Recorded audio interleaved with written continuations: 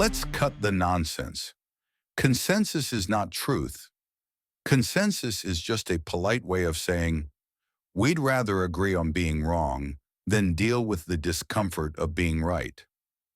Look around. People love consensus because it makes life easy. You don't have to think. You don't have to risk offending anyone. You just nod your head, smile, and go along with the crowd. But here's the ugly truth. Most of the time, consensus is just a cover-up for laziness, excuses, or straight-up cowardice. Think about it. When a whole group agrees to be late, is that some kind of clever social contract? Number. It's just a bunch of people normalizing disrespect. The truth is still the same. You're late. You're unreliable. You're wasting time. Consensus didn't change reality. It just made everyone feel better about failing together. And when you dare to be precise, when you actually care about getting things right, what happens? Suddenly you're the defect. You're the one making people uncomfortable. Experts, colleagues, even friends will call you obsessive, rigid, or too much. Why? Because your accuracy exposes their sloppiness. Consensus doesn't reward truth. It punishes it. This video isn't about history lessons. It's about you, your work, your family, your life. And I'm going to show you step by step why consensus is the biggest enemy of truth, and why, if you want to live honestly, you need to stop hiding in the safety of the crowd. Consensus feels good. It's warm, fuzzy, and safe. When the majority nods their heads, you don't have to think. You don't have to risk standing out. You don't have to explain yourself. But truth feels uncomfortable. It forces you to confront reality even when reality is ugly. And let's be real. Most people don't want truth. They want comfort. That's why entire offices agree that the meeting went well, when in fact it was a complete waste of time. That's why families agree to keep silent about toxic behavior at the dinner table, because it's easier to smile and say nothing. That's why teams at work agree on deadlines everyone knows they'll miss. Consensus doesn't solve the problem. It just hides it under a blanket of fake agreement. And here's the kicker. When you point it out, you become the villain. You say, guys, we're wasting time. Suddenly you're negative. You say, this deadline isn't realistic. Now you're not a team player. Consensus punishes truth-tellers because they disrupt the illusion of harmony. The truth doesn't bend to consensus. If you're all late, you're still late. If the project is broken, no amount of nodding will fix it. If the family is dysfunctional, silence won't make it healthy.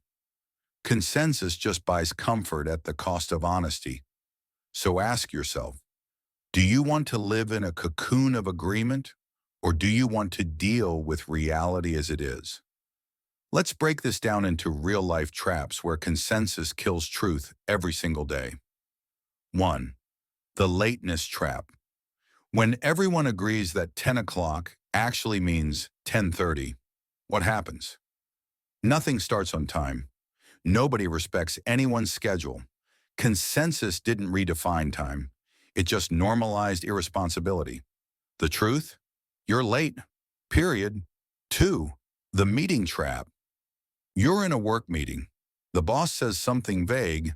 Half the room knows it makes no sense. But what do people do? They nod. They say, yes, that's great. Consensus achieved. Truth buried. Everyone leaves the room knowing the plan is garbage. But hey, at least no one looked difficult. 3. The family trap. Families are masters of fake consensus. Maybe everyone agrees Uncle Joe isn't a problem, even though he's the one ruining every holiday. Why? Because calling it out would make things uncomfortable. Consensus over truth. Comfort over honesty. Dysfunction stays alive because nobody wants to rock the boat. 4. The workplace mediocrity. Trap teams agree that good enough is fine. The project could be better, tighter, more innovative. But consensus says, don't overdo it, just deliver something. So the truth that mediocrity is poisoning the culture gets swept away under the blanket of agreement. 5. The expert trap. You try to be precise. You double-check numbers.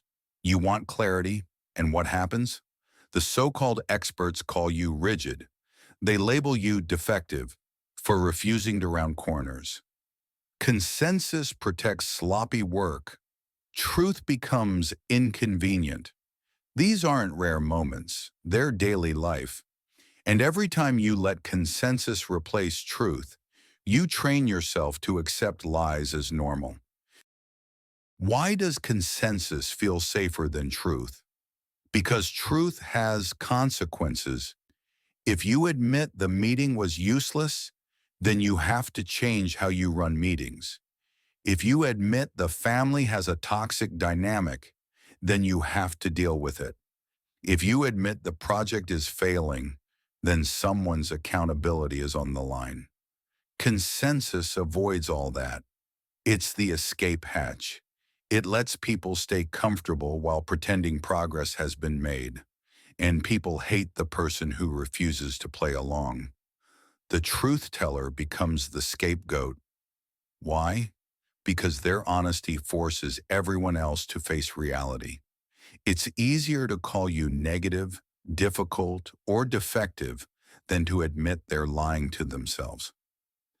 This is why so many truth seekers feel isolated. Not because they're wrong, but because they're unwilling to worship at the altar of consensus. Consensus isn't harmless. It has a cost. Lost time. When everyone agrees to start late, you lose hours, days, even years of your life waiting around for people to take things seriously. Lost integrity. When you nod along in meetings, you chip away at your own honesty. You know it's false, but you go along anyway. That eats at your self-respect. Lost progress. Consensus locks you into mediocrity. Teams, families, even entire societies stagnate because no one dares to challenge the fake agreement. Lost courage. Every time you swallow the truth for consensus, you weaken your ability to stand up when it really matters.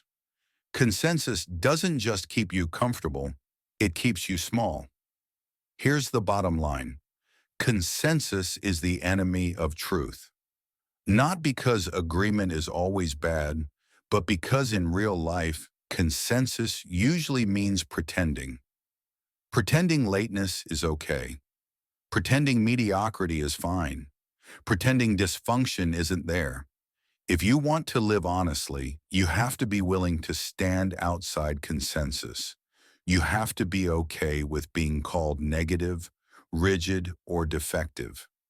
Because the truth is more important than being liked. Consensus is comfort.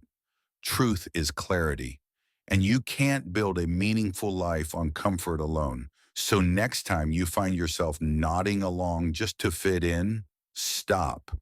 Ask yourself, am I agreeing because it's true or because it's safe? Most people will always choose safe, but you're not most people. You've been watching Mind Scaffolding, where we challenge the mental structures that hold us back and rebuild them for clarity, depth, and freedom of thought.